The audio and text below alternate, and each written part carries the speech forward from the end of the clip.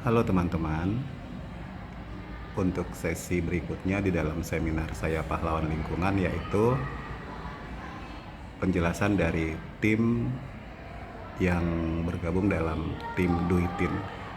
Artinya sampah bisa kita tukar menjadi duit atau uang setelah kita pilah dan pilih berdasarkan jenis sampahnya. Setelah kita siap, kita bisa menghubungi tim Duitin untuk datang ke sekolah ataupun ke tempat yang lainnya untuk ditimbang dan mereka akan membayar sampah yang sudah kita kumpulkan. Selamat siang semuanya. Siang. Selamat siang. Selamat siang. Ibu kayak ada jarak ya langsung ya di tengah sini kayak panggung. Oke. Sebelumnya terima kasih banyak Bapak dan Ibu yang sudah hadir hari ini. Saya dengar ada 32 orang ya, 32 sekolah ya, betul ya? Betul ya? Tepuk tangan keren sekali gitu. Sebelumnya kita udah yang kemarin itu sempat juga ya untuk guru-guru SMA, berarti ini guru SMP ya? Guru SMP, baik ya. Guru SMP, perkenalkan Bapak dan Ibu yang tampan-tampan, cantik-cantik ya, walaupun mungkin tadi pesannya nggak nyampe sampai depan ya kan? Nggak apa-apa gitu ya, karena tahu nih jam segini semoga nggak ngantuk dengerin Yesa. Perkenalkan lagi Bapak dan Ibu, saya Yesa mewakili teman-teman dari Duitin. Mungkin tadi ada yang bilang Duitin jadi duit betul, benar. Ada yang sudah pernah dengar Duitin sebelum hari ini? Belum. Kurang marketing nih kayaknya ya. Oke, berarti belum pernah ada yang kenal Duitin sebelumnya. Duitin sendiri warnanya sama kayak yang di baju Yesa. Di sana juga di belakang ada Kak Ivana dari tim Partnership and Enterprise-nya Duitin. Duitin kepanjangan dari apa? Mau ngomongin sebelumnya aja. Oke. Ya, Duitin itu kepanjangan dari daur ulang itu ini. Gitu. Jadi Duitin benar kalau jadi sesuatu jadi Duitin, tapi benar bukan sejenis pinjol ya Bapak dan Ibu ya. Jadi nggak akan ada di YouTube untuk nawarin biaya cepat, hubungi kami aja gitu. Nggak akan kayak gitu, karena Duitin sendiri adalah daur ulang itu ini, seperti itu. Jadi di mana kami mau mengajak banyak sekali masyarakat dari berbagai lini, dari berbagai usia, berbagai tempat untuk ikut mendaur ulang bersama dengan Duitin. Kayak gitu. Jadi apa sih? Kenapa Duitin perlu hadir untuk kita semua? Kenapa hari ini Yesa dari Jakarta Selatan, kantor kita di Pesanggerahan, datang ke Jakarta Pusat melewati kemacetan 2 kali ngetep pintu tol gitu kan, untuk ketemu sama Bapak dan Ibu. Tidak lain tidak bukan adalah kita mau bahwa semangat mendaur ulang saya Pahlawan Lingkungan benar-benar hadir, terutama juga di dalam sekolah gitu. Bahwa sebenarnya lini pertama dari selain keluarga, tentunya Bapak Ibu sudah pasti tahu yang sudah lebih expert dari saya, bahwa setelah keluarga pasti adalah sekolah sebagai alat utama agar anak-anak bangsa hidup lebih baik dan tahu nih apa yang harus mereka lakukan di masa yang akan datang, bahkan di masa saat ini. Seperti itu. Boleh next? Sebenarnya untuk ngomongin tentang daur ulang sampah, kita perlu tahu dulu sebenarnya kenapa. Kenapa Bapak dan Ibu, kenapa ada IIF, kenapa ada ekoenzim, kenapa ada OPA, kenapa ada semua yang ada di sini. Kita bergabung di sini 32 orang karena ini Indonesia menghasilkan masalah sampahnya itu udah 68 juta ton. Bukan kilogram ya, 68 juta ton. Tahu kalau sampah yang di Jakarta dibawanya kemana? Pernah ke Bantar Gebang? Belum pernah? Bisa beberapa kali ke Bantar Gebang, 2 sebulan yang lalu juga dari sana, ngajar ke anak-anak segala macam, melihat sendiri dengan mata kepala bahwa ada gunung yang sangat tinggi, ya gunung yang sangat tinggi. Kalau di Bogor ada gunung Batu, mungkin tingginya mirip-mirip sama gunung Batu, itu gunung-gunung kecil kayak bukit-bukit. Nah ini bisa disebut sebagai gunung karena sudah tinggi sekali. Gimana nggak tinggi Mbak Yesa kalau penghasilan sampahnya aja 60 juta ton per tahun, 68 ton per tahun, 68 juta ton per tahun, kayak mengalahin gaya penghasilan rata-rata orang Indonesia. UMR Jakarta aja dikali 12 belum tentu 68. Tapi sampahnya kita udah sebanyak ini. Artinya ini adalah masalah yang besar. Sedihnya apa? Cuma 7% yang bisa 7%. Artinya dari sekian juta ton nih, 68 juta ton, cuma 7% yang daur ulang, selebihnya diapain? Berakhir di TPA 69%. Kalau udah berakhir di TPA, udah nggak bisa diapa-apain Bapak dan Ibu. Sudah tidak punya kehidupan kedua, ketiga, dan seterusnya untuk sampah yang kita punya. Siapa penghasil sampahnya? Kita sendiri. Bener ya? Di rumah berapa banyak plastik? Berapa banyak sampah makanan? Berapa banyak sampah kaleng, botol-botol bekas sampo, botol-botol dari bekas semprotan apa segala macam, kaca-kaca, kertas, kardus, apalagi di sekolah, kertas bekas UTS, bekas apalagi UAS, belum lagi kompetensi guru pakai kertas semuanya. Dan kita masih belum bisa menghindari hal tersebut. Aduh Mbak, nggak mungkin bisa nih saya masih mengurangi kertas, mau pakai laptop, mau pakai tab, mau pakai apa, tapi kertas tuh beda cerita. Buktinya Bapak dan Ibu masih nyatet pakai buku, bener nggak? Karena perasaannya beda ya kalau kita nyatet di kertas. Jadi gimana dong Mbak? Saya masih harus menghasilkan kertas. Gak apa-apa, kalau belum bisa mengurangi, yang penting adalah bijak mengelola. Itu yang duitin mau sebarluaskan. Gak apa-apa Bapak dan Ibu, kita masih menggunakan itu, masih sulit. Kalau dulu kita sulit mengurangi plastik resek, betul ya? Sampai hari ini plastik resek juga belum bisa didaur ulang. Itu kenapa di supermarket, di minimarket kita udah nggak boleh dapat. Karena apa? Karena sampai hari ini plastik itu belum bisa sempurna didaur ulang. Beda sama kayak botol-botol bekas minuman, botol air mineral, itu bisa didaur ulang. Sehingga dia bisa punya kehidupan kedua, ketiga, dan seterusnya. Jadi yang dilakukan apa kalau masih menghasilkan? Mengelola sampahnya. Sebagai pemilik sampah, kita punya tanggung jawab yang sangat besar untuk bisa mengelola sampah yang kita punya. Minimal yang kita hasilkan secara pribadi, baru kita ajak keluarga. Apalagi Bapak dan Ibu yang punya peran yang sangat penting di dalam sekolah, artinya mengajak siapa? Siswa. Sesama guru. Antar semua yang terlibat di sekolah. Itu kenapa IIF pun sampai harus mengadakan acara ini, Bapak dan Ibu diundang dengan hormat segala macam, karena kita mau semuanya itu ditularkan. Kebaikan itu pasti bisa ditularkan. Betul ya? Oke, next boleh Mbak. Sebenarnya kita punya target penanganan bersih sampah 2025. Targetnya itu 70% untuk penanganan dan 30% untuk pengurangan. Ini menurut Jakstranas. Ini upaya pemerintah. Lalu sebenarnya apa sih yang diupayakan pemerintah? Ini salah satunya. Semuanya dikerahkan, segala macam. Tapi apa ya hasilnya dari target ini? Kita sudah sejauh apa? Next lagi boleh Mbak? Ya. Next lagi. Lagi. Nah, ini. Di tingkat rumah tangga, tingkat yang paling kecil, masyarakat yang mendaur ulang di rumah tangga itu baru 1,2%. Nah, ini pertanyaan. Bapak dan Ibu sudah daur ulang sampah belum di rumah? Belum ya? Belum. Kenal duitin aja baru hari ini, betul ya? Apalagi daur ulangnya, gitu kan? Iya. Yesa, Kak Aifana, sama teman-teman duitin itu setiap hari kantornya bener-bener sama tempat sampah. Kantor kami di Pesanggerahan itu di komplek. Tapi tiap hari itu sampah. Segala jenis sampah itu ada di kantor kami. Jadi kami hidup berdampingan dengan sampah. Benar-benar hidup berdampingan dengan sampah. Sehat gak? Sehat. Karena sampah yang kami terima adalah sampah yang baik sejak hulu. Baik sejak penanganan pertamanya. Jadi ketika sampah sudah sampai ke TPA, Bapak Ibu melihatnya aja udah males, betul ya? Dan bisa nggak didaur ulang? Enggak.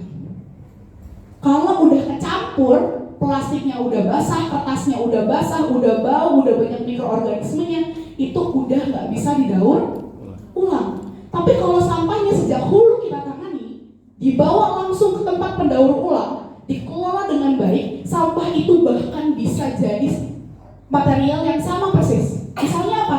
Kalau plastik jadi apa? Plastik lagi, biji plastik, dan jadi plastik baru lagi. Kertas jadi kertas lagi. Kebayang ya? Kalau kita kelola kertasnya, kita nggak perlu nebang apa? Pohon. Kertas jadi kertas lagi. Pohonnya selamat. Tapi kalau kertasnya basah, kena kopi, kena apa, nggak didaur ulang, nggak dibawa ke tempat pendaur ulangan, yang harus dilakukan untuk memenuhi kebutuhan kertas apa? Tebang pohon. Kebayang ya logikanya kenapa kita harus daur ulang? Plastik, kalau plastiknya nggak didaur ulang berakhir di TPA, numpuk doang di TPA, kita masih butuh plastik. Akhirnya apa yang harus dilakukan? Membuat material biji plastik yang baru.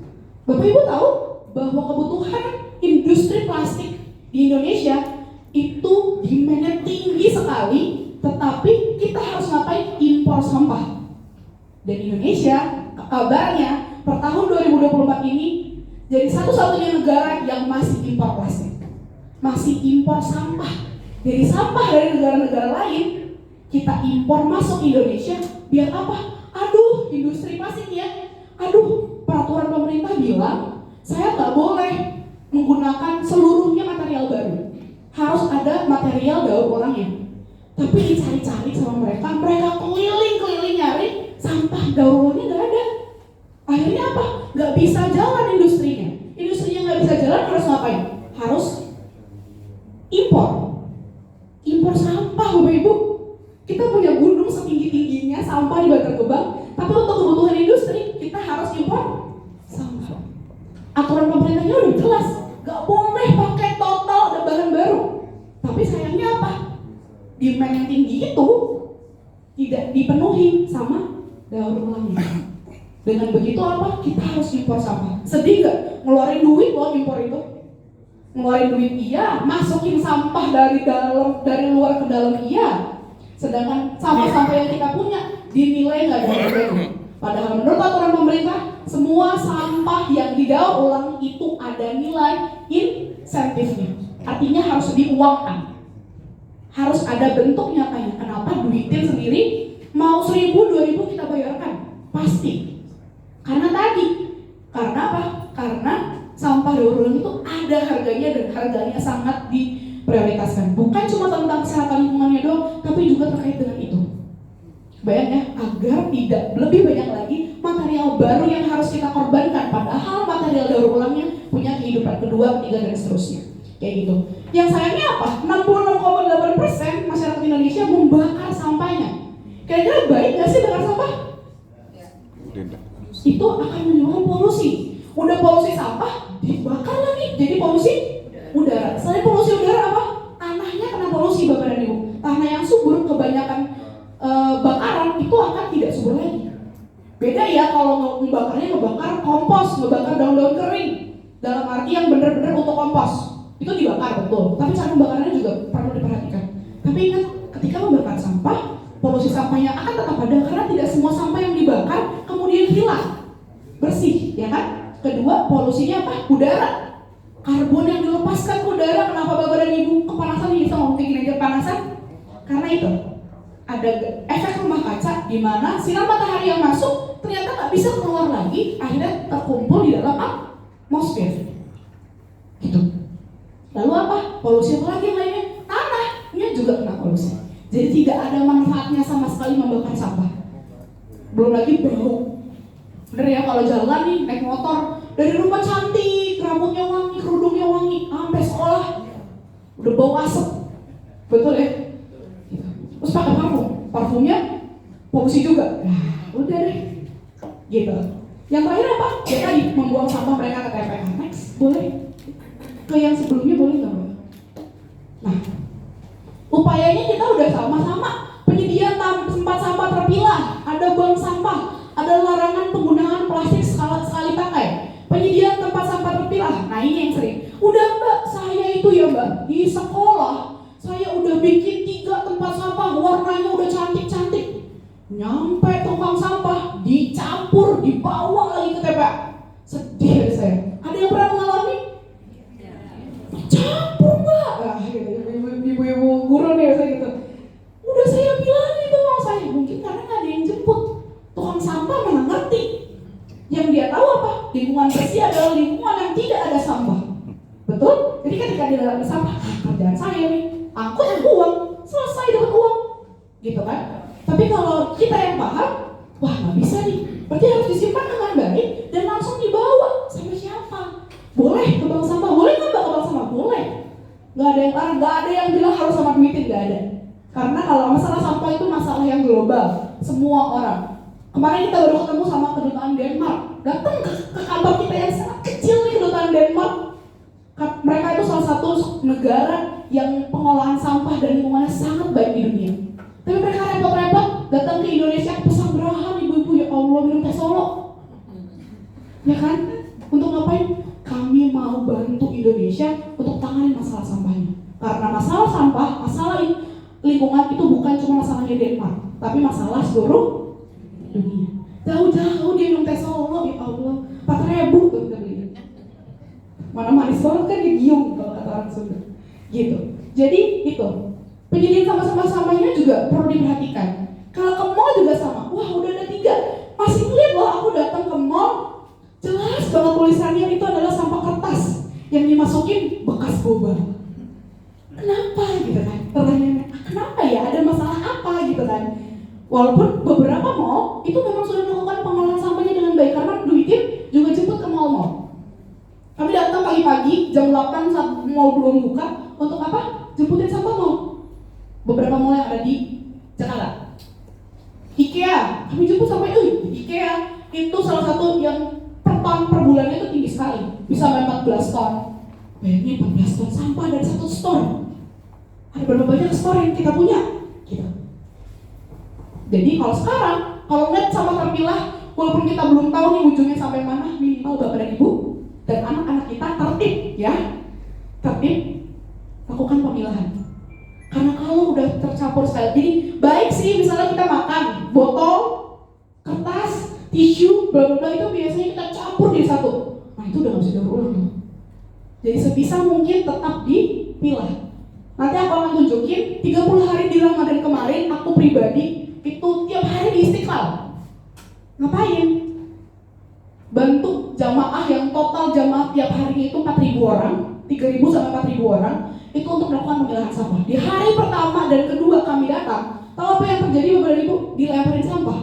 Purak, tumpah semua, basah bajunya, isinya udah semur, rendang, apa segala macam. Tapi di hari-hari terakhir, ibu-ibu, bapak-bapak semuanya udah tahu cara milah. Mereka datang ke stand kami dengan keadaan sampah sudah terpilah.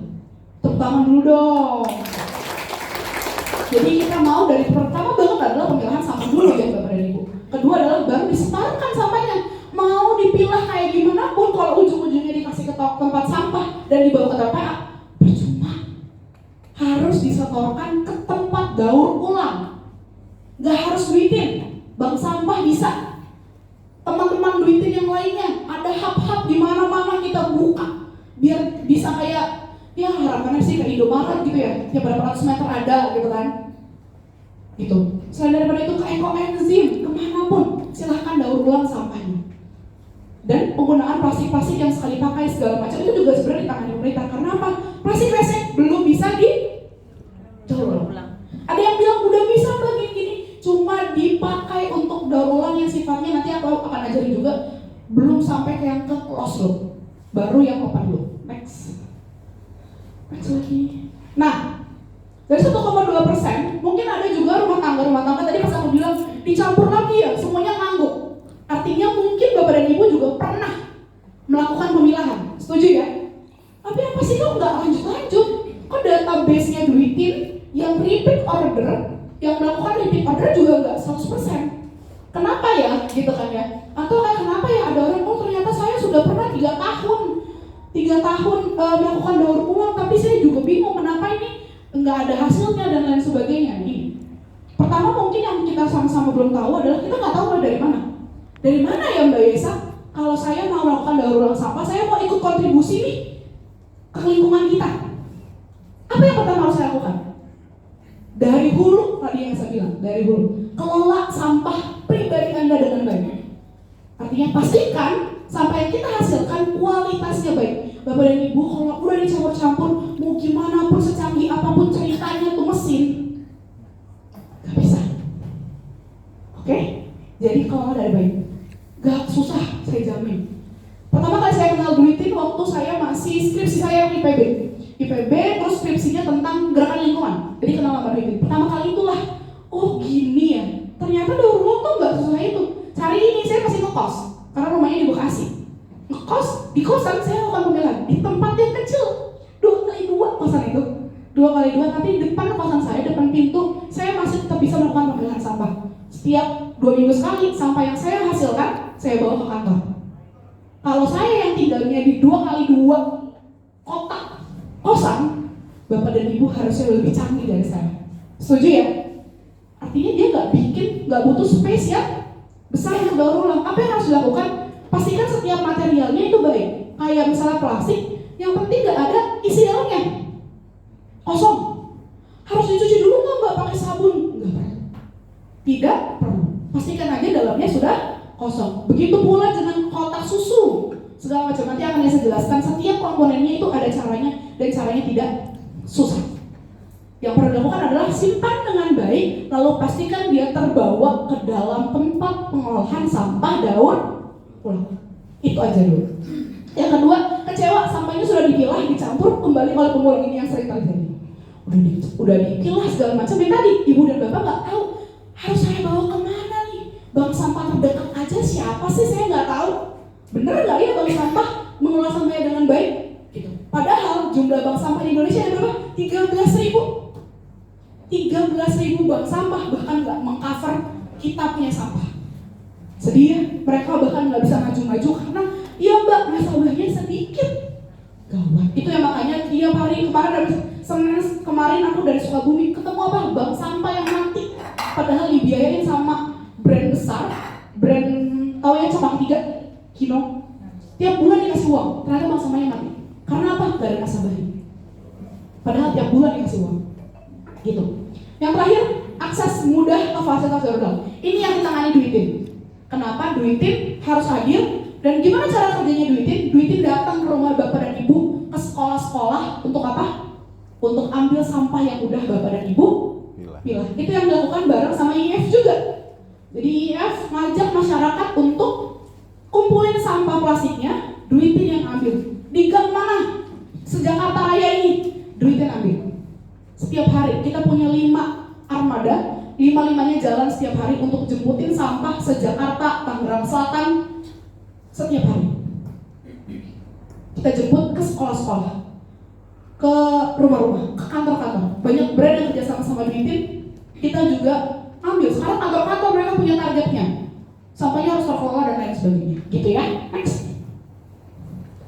Nah ini tadi singkat cerita dari apa yang saya sudah sampaikan sejak awal, bahwa manfaat memilah dan mendaur ulang sampah itu ada banyak. Yang pertama adalah mengurangi dampak negatif global warming, yang kayak tadi saya bilang ya.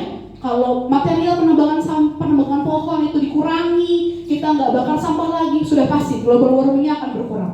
Kedua, konservasi lingkungan juga sama, gitu ya, menghemat energi dan sumber daya alam. Bonus insentif, bukan cuma untuk pendaur ulang kayak saya kerja di sektor daur ulang sampah, tapi bapak dan ibu punya hak untuk insentifnya. Yang terakhir adalah manfaat sosial ekonomi. Kami menyebutnya pemulung online. Mereka yang kami didik untuk memungut sampahnya secara online, sama kayak Gojek, sama kayak ojek online gitu ya. Next.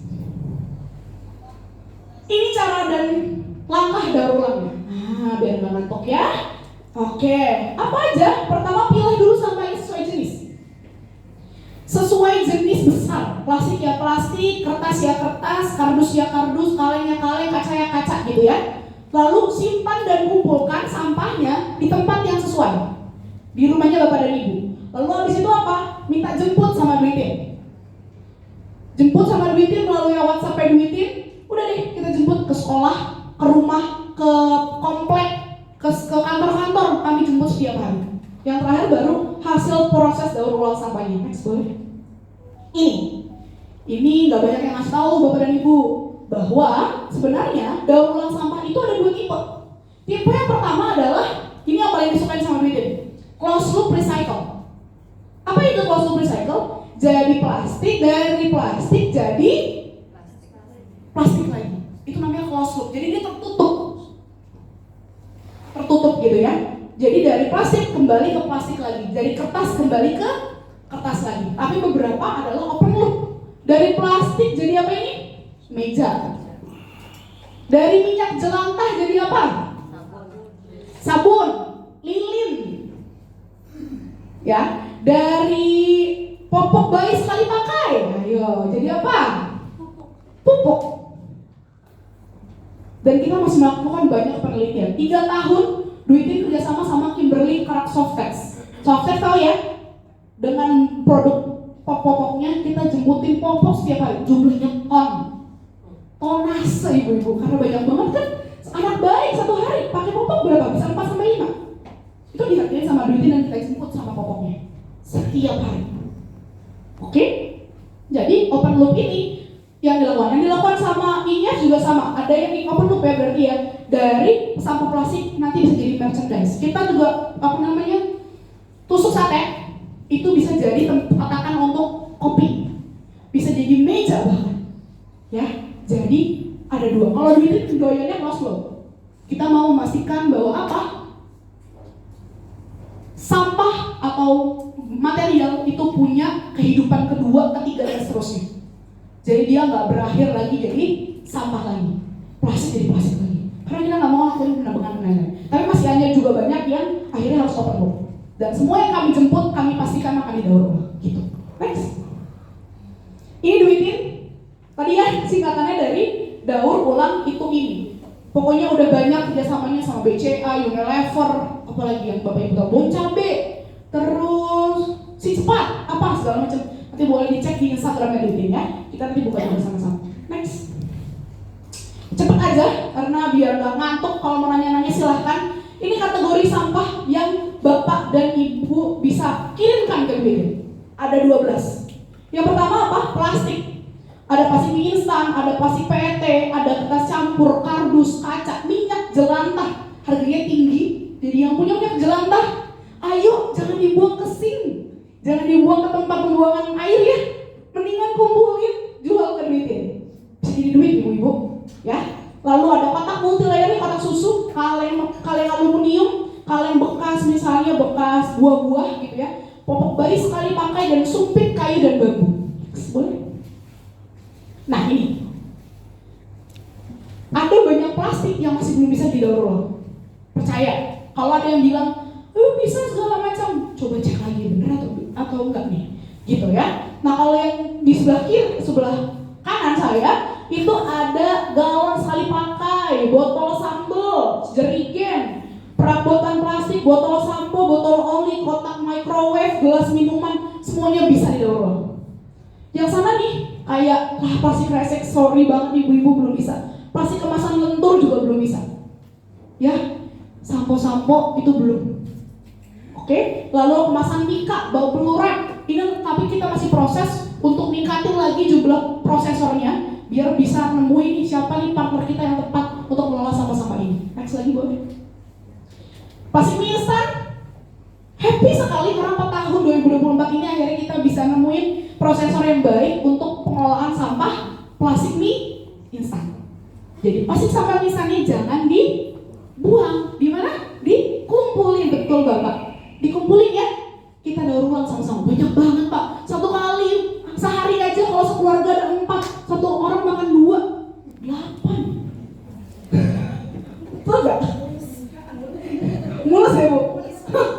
Mulus gitu. Oke? Next. Botol ini yang paling cantik dan aduh sayang banget. Makanya kalau saya masih melihat ada botol plastik, wah terampar-ampar di jalan. Itu pertanyaan saya cuma satu, kenapa? Karena ini yang paling dibutuhin sama industri. Ada 2 macam, ada yang warnanya biru, ada yang warna putih. Itu dua-duanya jadi material baru. Makanya kalau dibuang-buang sayang sekali. Ya, ini bagus sekali. Di sini semuanya sudah bawa botol minum. Ya, good job. Udah lakukan pengurangan sampah. Tapi kalau misalnya belum pun gak ada masalah, asalkan didaur. Ya, next. Kertas, kertas lagi. Kertas itu banyak, hampir semuanya sudah bisa didaur ulang. Dari HVS, kertas kaca, paper bag, koran, kemasan kertas, bekas susu, buku, majalah, itu semuanya udah bisa didaur ulang. Tahu yang sedih apa? Yang nggak bisa kertas nasi.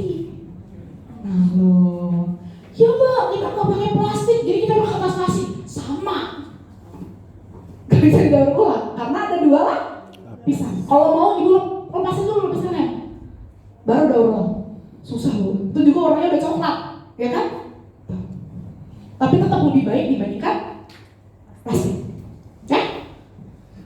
Jadi yang punya koran-koran, buku-buku, wah iya ini buku si kakak ini mau dipakai buat adik di SMP nanti, SMP-nya masih 6 tahun lagi. Keburu ganti kurikulum.